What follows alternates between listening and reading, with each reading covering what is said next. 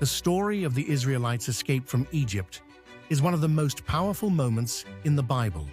It's a tale of freedom, faith, and the miraculous. It starts with a people, God's people, trapped in slavery, their future uncertain. But their journey will lead them to one of the greatest moments of deliverance ever told. For hundreds of years, the Israelites were enslaved in Egypt. They were forced to work in harsh conditions, building cities, living under the rule of a ruthless king, Pharaoh. But God had a plan for them. He raised up a leader, Moses. God spoke to Moses, telling him to go to Pharaoh and demand the release of his people. "Let my people go," Moses said. Pharaoh, unwilling to lose his workforce, refused. But God wasn't about to let his people remain in bondage. What followed were 10 devastating plagues, each one a sign of God's power and Pharaoh's refusal to listen.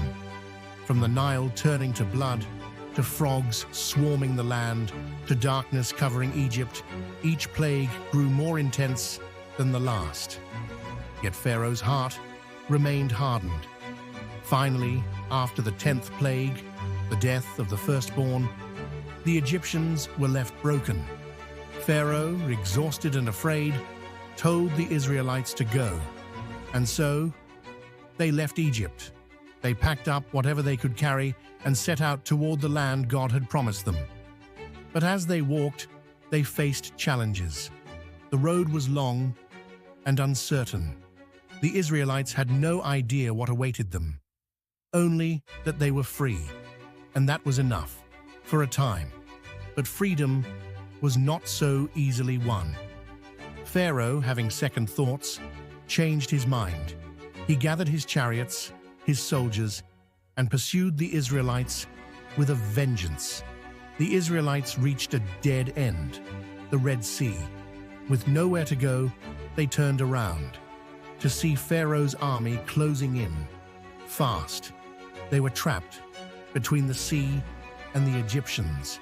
Fear spread among them like wildfire. Moses, despite the panic all around him, remained calm. "Do not be afraid," he said. "Stand firm, and you will see the deliverance the Lord will bring you today.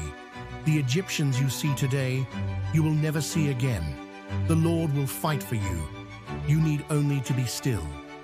And then, Moses did something extraordinary. He lifted his staff, and God told him to stretch it out over the sea. As he did, something incredible happened. The sea began to part, slowly at first, then faster, until the waters on either side formed towering walls. Dry land appeared before the Israelites, creating a path right through the heart of the Red Sea. With the path opened before them, the Israelites walked through the sea, their feet dry on the ground. They had to move quickly, for Pharaoh's army wasn't far behind. But their faith in God's deliverance gave them courage. Behind them, Pharaoh's army followed, charging through the sea, thinking they could catch them. The Israelites were almost across. Pharaoh's army was closing in on the rear, but God's plan was far from over. At God's command, Moses lifted his staff again, and this time the waters began to crash back into place. The walls of water fell, swallowing up the Egyptian army. The waters returned to their place, and Pharaoh's army was no more. Not one soldier survived. On the other side of the sea, the Israelites stood in awe. They had witnessed a miracle. They were free, completely, utterly free. And so, they praised God with all their hearts, singing songs of victory, for they had been delivered from slavery. The Israelites' journey continued, but they would never forget what had happened at the Red Sea.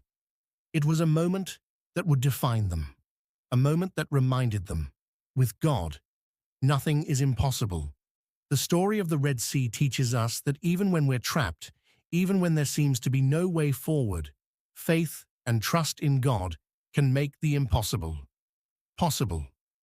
The waters parted for the Israelites, and sometimes, in our own lives, God will part the seas to show us the way, because when you trust, the impossible becomes the possible. Thank you for watching. Until next time, keep the faith.